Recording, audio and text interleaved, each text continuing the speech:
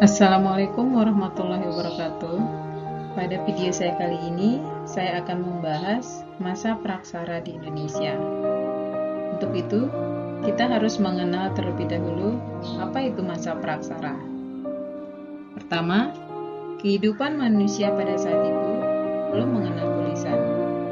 Kedua, kehidupan manusia pada saat itu dapat dipelajari dari beberapa artefak dan peninggalan fosil-fosil lainnya. Artefak itu berupa peralatan seperti alat-alat batu, logam, dan tulang. Gerabah, senjata-senjata logam berupa anak panah dan mata panah. Sedangkan fosilnya sendiri berupa sisa-sisa makhluk hidup seperti cangkang, gigi, dan tulang. Sekitar abad ke-5 Masehi, masyarakat Indonesia mulai mengenal tulisan, yaitu berupa yupa yang bertuliskan peninggalan-peninggalan kerajaan Kutai yang terdapat di Muara Kaman, Kalimantan Timur. Adapun perkembangan kehidupan manusia pada saat praaksara, yaitu menurut ilmu geologi, bumi terbagi dalam beberapa tahapan. Yang pertama ada yang disebut dengan arkaikum, di mana pada saat itu bumi masih belum dingin, udaranya masih sangat panas, kemudian kulit bumi masih dalam proses pembentukan, belum ada tanda-tanda kehidupan. Kemudian yang berikutnya, paleozoikum. Nah, di sini pada zaman ini sudah mulai ada tanda-tanda kehidupan, terutama adanya binatang-binatang kecil seperti mikroorganisme, kemudian binatang yang tidak bertulang punggung, bahkan beberapa jenis ikan, amfibi, dan reptil sudah mulai ada. Karena keadaan masih berubah-ubah, maka keadaan kehidupan masih sulit untuk meningkat. Kemudian yang ketiga, ada yang disebut dengan zaman Mesozoikum, di mana pada zaman ini kehidupan sudah mulai berkembang. Dan zaman ini juga disebut dengan zaman reptil, karena pada masa ini atau pada zaman Mesozoikum ini jenis binatang reptil yang paling banyak sekali dijumpai. Nah, kemudian yang keempat atau yang terakhir, itu ada yang disebut dengan zaman Neozoikum atau Kenozoikum, di mana keadaan bumi pada zaman ini sudah menjadi lebih baik, perubahan cuaca tidak begitu besar, walaupun saman es masih ada. Kemudian, kehidupan berkembang dengan pesat sekali. Pada zaman ini dibagi menjadi dua, ada itu disebut dengan saman tersier dan ada yang disebut dengan saman kuarter. Kalau zaman tersiernya itu sendiri ditandai dengan semakin berkurangnya binatang-binatang raksasa. Kemudian kalau zaman kuarternya sendiri itu adalah ditandai dengan adanya tanda-tanda kehidupan manusia. Kehidupan manusia praksara selanjutnya berdasarkan arkeologi itu dibagi menjadi dua zaman. Yang pertama ada zaman batu, di mana pada zaman batu ini dibagi menjadi beberapa tahap. Ada yang disebut dengan zaman batu tua atau Paleolitikum. Kemudian yang kedua, zaman batu madya Mesolitikum. Pada zaman batu tua ini contohnya itu terdapatnya atau ditemukannya ada kapak genggam. Kemudian pada zaman batu media atau Mesolitikum ini ditemukan adanya kapak Sumatera. Kemudian pada zaman batu yang ketiga ada yang disebut dengan zaman batu muda atau disebut juga Neolitikum. Di sini contohnya itu adalah terdapatnya kapak persegi dan kapak lonjong. Kemudian yang keempat ada yang disebut dengan zaman Megalitikum atau zaman megalitik. Di sini ada beberapa peninggalan pada zaman batu Megalitikum. Yang pertama yang terlihat pada gambar itu ada yang disebut dengan menhir, di mana menhir itu adalah yang terbuat dari batu besar berupa tubuh batu yang digunakan sebagai pemujaan arwah leluhur. Kemudian yang kedua, itu disebut dengan dolmen, yaitu berupa meja batu untuk meletakkan sesaji. Yang ketiga, itu disebut dengan waruga, di mana waruga itu sendiri adalah berfungsi untuk atau sebagai kubur batu yang mempunyai bentuk kubus atau bulat yang ditutup yang berbentuk menyerupai atap rumah. Kemudian yang berikutnya ada yang disebut dengan sarkofagus, yaitu peti batu atau kuburan batu yang digunakan untuk menyimpan jenazah. Nah, di sini antara waruga dengan sarkofagus ini mempunyai fungsi yang sama, tetapi dia mempunyai bentuk yang berbeda. Nah, kemudian yang kelima, punden berundak-undak adalah bangunan yang berteras-teras yang digunakan sebagai tempat pemujaan roh nenek moyang. Perkembangan kehidupan manusia praksara berikutnya yaitu perkembangan pada zaman logam, di mana pada kehidupan ini semua perlengkapan yang digunakan pada kehidupan manusia praksara semuanya terbuat dari logam, contohnya seperti perunggu, tembaga, dan besi.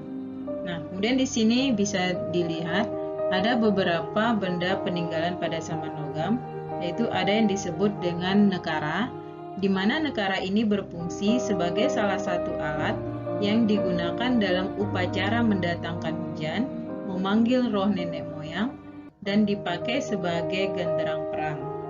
Kemudian yang kedua, ada yang disebut dengan moko, di mana moko ini berfungsi sebagai alat pusaka atau sebagai mas kawin pada saat itu.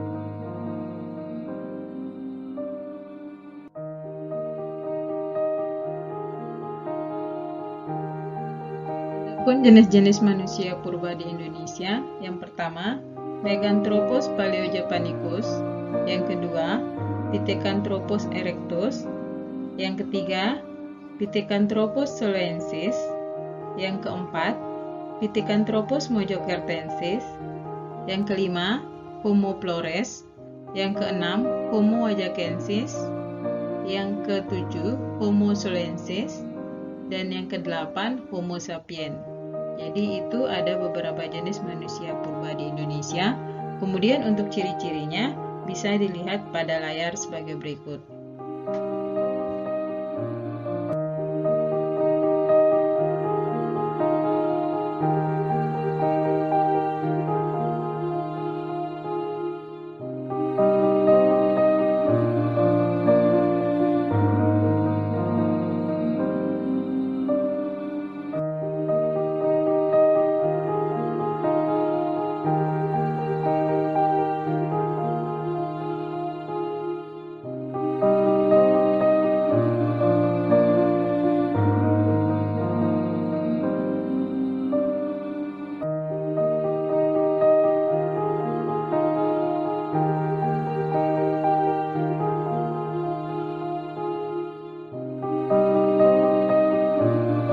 Ciri kehidupan masyarakat praaksara antara lain ada yang disebut dengan masa berburu dan mengumpulkan makanan tingkat sederhana. Yang kedua, masa berburu meramu tingkat lanjut. Yang ketiga, masa bercocok tanam. Dan yang keempat, masa perundagian. Pada masa berburu tingkat sederhana ini, kehidupan masyarakat praaksara masih sangat tergantung dengan alam. Hidup pun masih berpindah-pindah dengan tujuan untuk berburu makanan dan menangkap ikan untuk memenuhi kebutuhan hidupnya. Kemudian jenis makanan yang dikumpulkan juga bisa berupa ubi-ubian, buah-buahan, dan daun-daunan. Teknologi yang digunakan pada masa berburu meramu tingkat sederhana pada masa ini masih menggunakan alat-alat yang ada pada lingkungan sekitar yang terbuat dari batu dan kayu. Contohnya kapak serpe, kapak perimbas, tanduk, dan kapak genggam. Untuk kehidupan sosialnya, manusia praaksara pada masa berburu meramu tingkat sederhana ini masih bergantung dengan alam. Kemudian ada pembagian tugas kerja, antara laki-laki dan wanita, di mana laki-lakinya bertugas untuk berburu, sementara wanitanya mengumpulkan makanan dan hewan-hewan kecil.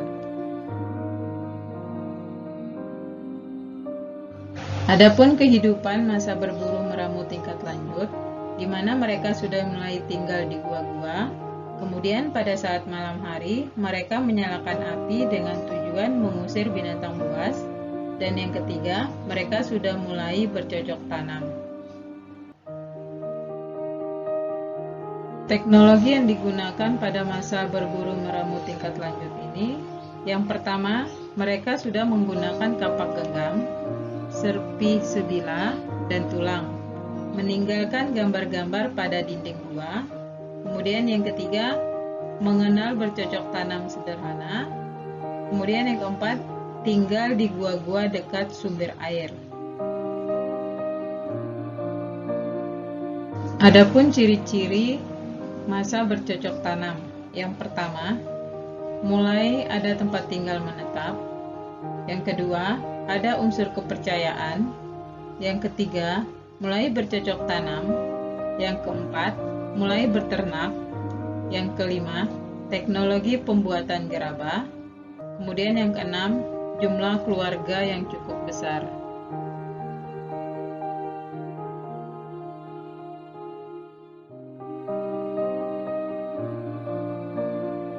Ciri-ciri kehidupan masa perundagian atau zaman logam. Yang pertama, dikenal biji logam. Yang kedua, terciptanya alat-alat dari logam.